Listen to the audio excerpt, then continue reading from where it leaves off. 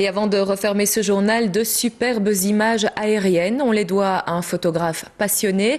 Bruxelles, vue du ciel, c'est un reportage de Quentin Warlop. Il est de ces hommes qui ne se séparent jamais d'un appareil. Et Alexandre en fait partie. Au début des années 60, son père réalise des photos aériennes de Bruxelles. Alexandre l'accompagne. Et 40 ans plus tard, il se lance un défi personnel cette fois. Refaire les mêmes photos, aux mêmes endroits, mais avec les couleurs et les changements en plus. Je suis un vrai Bruxellois, né à Bruxelles, à Berchem-Saint-Agathe. Donc j'ai commencé par la ville que je connaissais le mieux et la capitale de l'Europe, voilà, tout simplement. Et je voulais dédier ce livre à tous les Bruxellois. Comme chaque fois que le temps le permet, Alexandre emmène Pierre, son pilote, celui-là même qui était aux commandes de l'avion il y a 40 ans.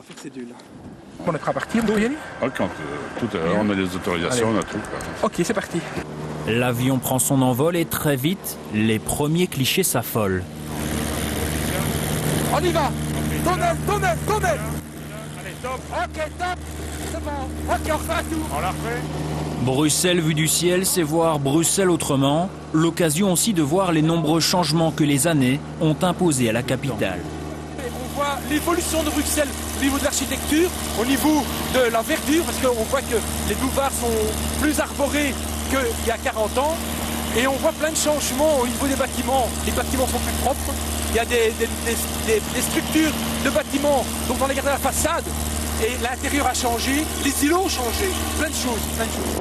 Après 25 minutes de vol, l'avion se pose, les deux hommes débriefent ensemble. En réalité, le projet vieux de 3 ans n'aurait pas pu voir le jour sans l'aide de l'éditeur d'Alexandre, bien plus qu'un ami pour lui. Tu vas me revoir, mademoiselle Bruxelles, mais je ne serai plus tel que tu m'as connu, je serai abattu. Du passé au présent, du noir et blanc à la couleur, la mémoire de Bruxelles est immortalisée à jamais.